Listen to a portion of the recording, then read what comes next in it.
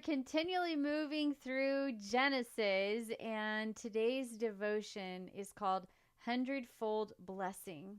Don't you just love that title already? We are on Genesis 25 through 28. So if you are new to the podcast, every single title has the chapters that you will read in order to get through the Bible in a year. And today's morning rinse is Genesis 25 through 28. We are on day 102, and we are on April 12th if you're following along on the calendar. So today's featured verses include Genesis 26, 12 through 14. Now Isaac sowed in that land and reaped in the same year 100-fold. And the Lord blessed him, and the man became rich and continued to grow richer until he became very wealthy. For he had possessions of flocks and herds and a great household, so that the Philistines envied him. Well, have you ever had this twinge of guilt for desiring 100-fold blessing for yourself or for your family? I will raise my hand and admit that I have. I have wanted that 100-fold blessing, but I've felt guilty about wanting it, right? Well, why is that? Why do we feel guilty for not only having this desire, but for when God's blessings begin to pour on our lives, then we start to feel guilty about that.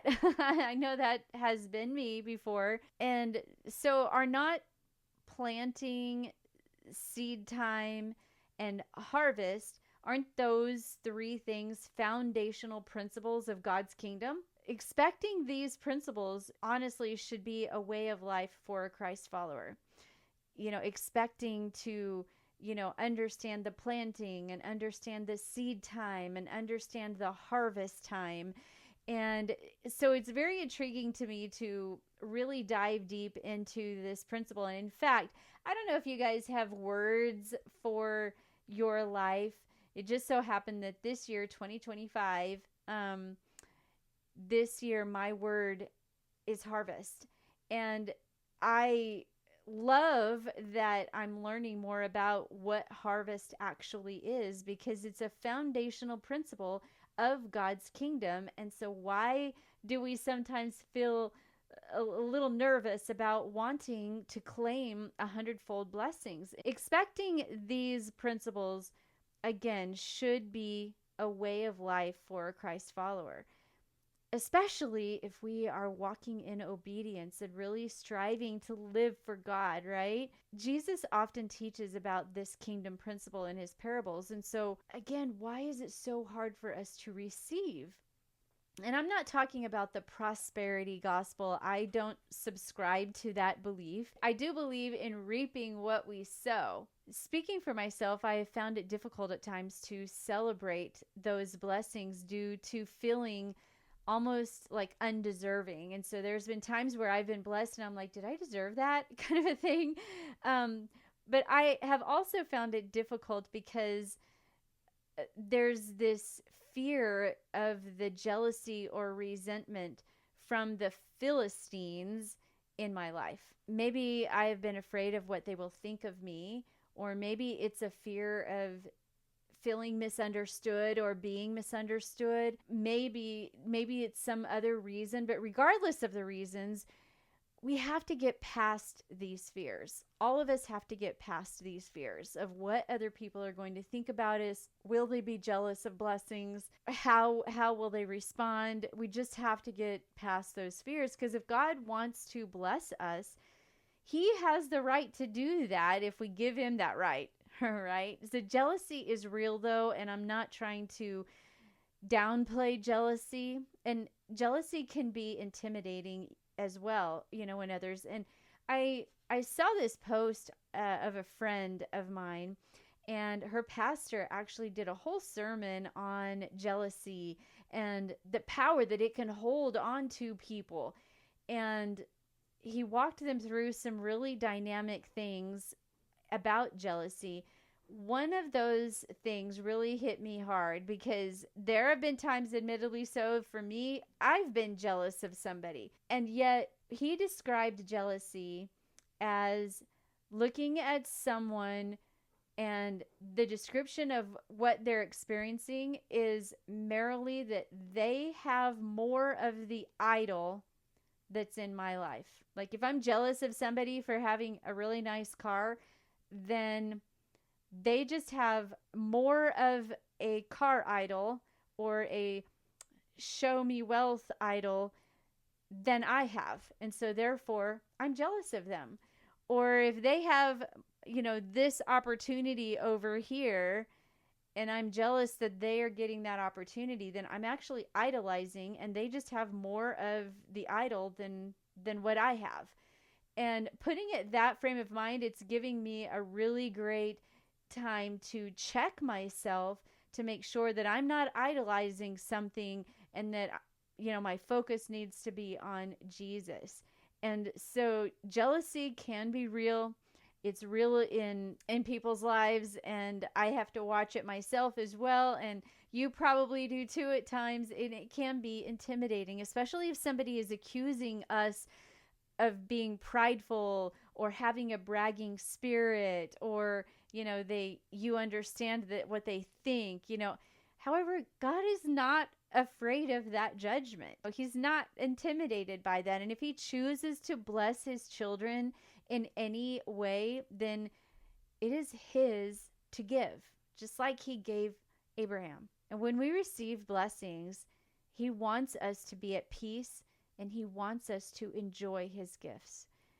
And in fact, when Isaac dug the wells and the disputes arose and things were happening in that story, Isaac would just pick up and move to another location.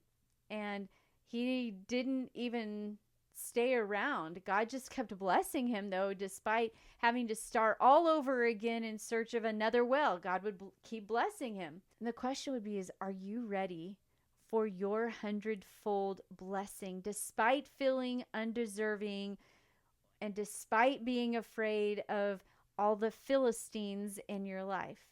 Are you ready for your hundredfold blessing? I believe that obedience commands a blessing. And as we continue walking out God's will and obeying him, then those blessings are going to come. And when they come, God wants us to celebrate them. These blessings are from him. He is a good father who gives good gifts to his children.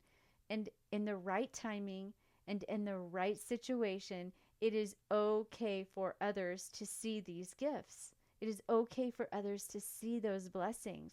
May we get into the habit of expecting blessings and then thanking him for the things that he has given us. And let God handle the Philistines or the jealous people in your life. And just make sure that you are not a Philistine or a jealous person in somebody else's life. Obey and let God bless you however he wants to. And claim the hundredfold and then thank him when you receive it. And I'm looking forward to hearing about your hundredfold blessing. So today's challenge to dig deeper. I want you to open up a Word document on your computer, or maybe grab a notebook or some kind of way to document this journey. I have a blessings notebook, and I want you to write down 100 blessings that are in your life. And I did this, and it's easy to write down those simple things, like I am blessed by my spouse, and I'm blessed by my children, and I'm blessed by my job. It's easy to write down those blessings, and that takes up 20, 30 of them, 40 of them. It's easy to write those down that are blatantly blessings in our lives that we just kind of take for granted sometimes. But when you start to continue to write down your 100 blessings, it takes sometimes a while, because you're like, oh, wow. Okay. And you start to really hone in on those blessings that you've given, that you've been given. I mean, they can be possessions. They can be monetary gifts. They can be people, they can be health, they can be energy in the morning to go work out. Anything you claim as a blessing, I want you to write down on this list. And it's going to take you a while, and it may take you a couple days actually.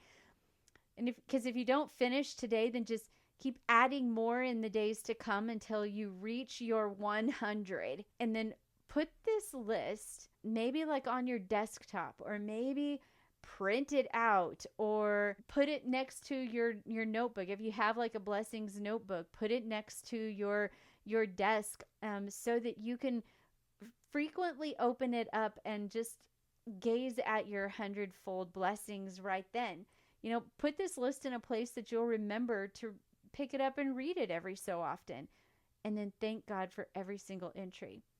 And again, this challenge is going to take you a bit, but it's so good to do, because oftentimes we will remember the good, those things that we see quite often. But then as you delve deeper and deeper and deeper into your list, there's going to be things in there that say, oh my goodness, that is a blessing. I'm excited for this journey.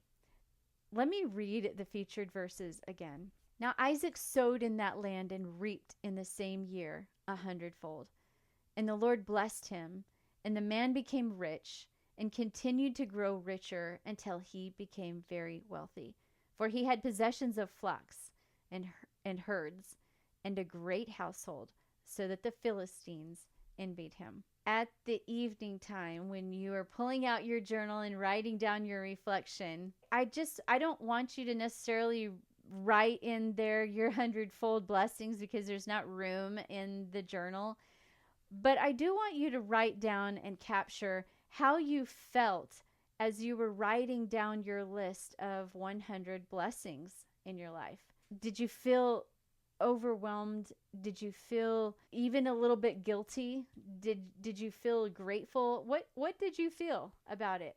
And write down the year, of course, because next year you might want to revisit your 100 blessings list and see if there's something in there that you want to add, and just realize how good God is in giving us his blessings. And I just am super inspired and by you, and you guys are part of my 100-fold blessing when you guys listen and watch. And I'm just so honored that you would spend your time listening and watching this and gleaning from it. So I hope that today encouraged you, and I hope that it's exciting as well as you are walking through and gleaning your 100-fold blessing.